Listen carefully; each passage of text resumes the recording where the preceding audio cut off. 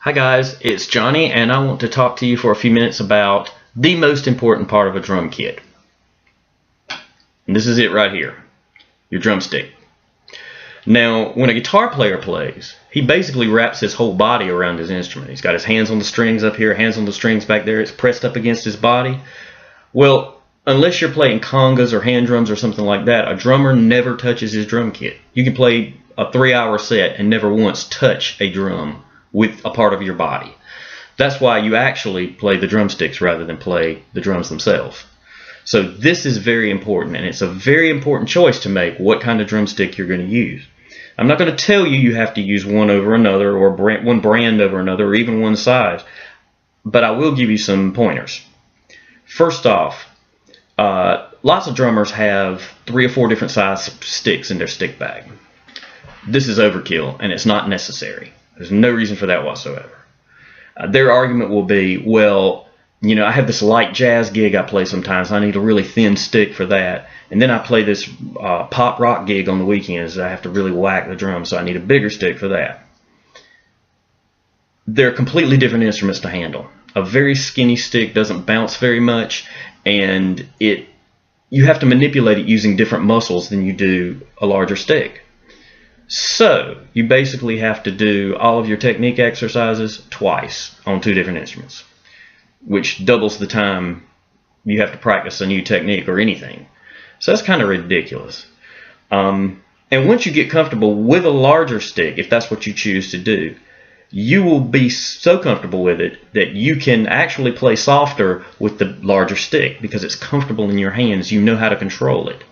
Whereas if you just use the light stick just once in a while, you're going to end up whacking the crap out of it, trying to make it bounce and do what the other stick does on its own.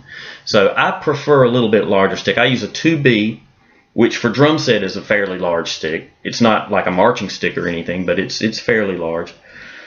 And for beginners, I always recommend a larger stick simply because it's easier to manipulate. And a lot of people say, well, no, if it's bigger, it's heavier, it's this and that, why is it easier to manipulate?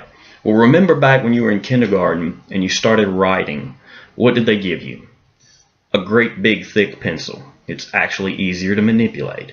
So this is like the big pencil concept.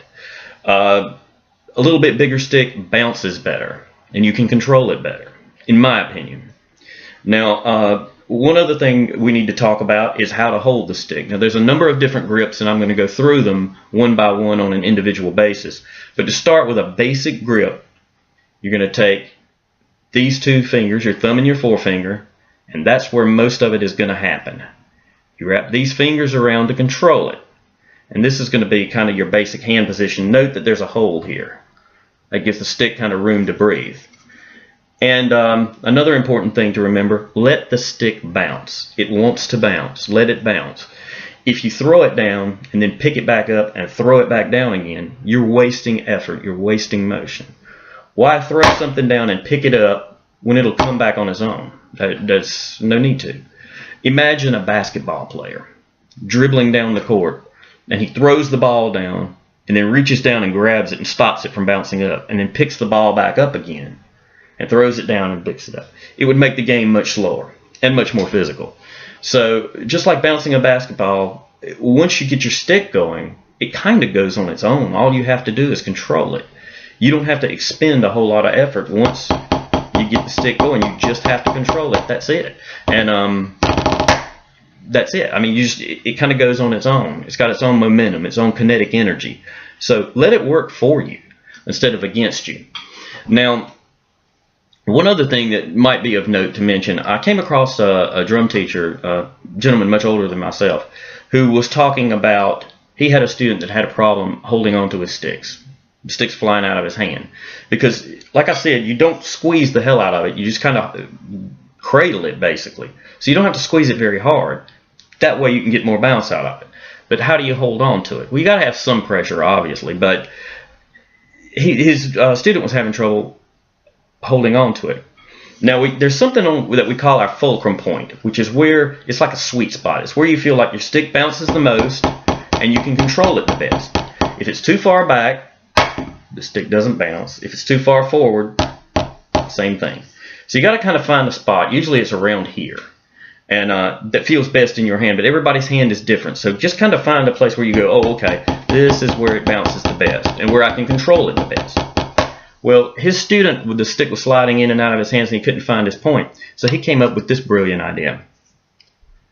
That is a rubber band wrapped around what is his student's fulcrum point.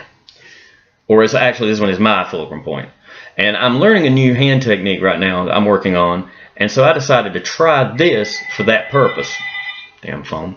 Not for the purpose he used it for, but this way I'm not readjusting constantly to try to find something. I just know that it's here. Now, I've stopped using this and gone back to my regular sticks, but this helped me a whole lot in the beginning working on this new hand technique. So that's just another thing to think about. But pick your stick, make it yours, learn to manipulate it like you need to manipulate it, and you will be a much happier person for it.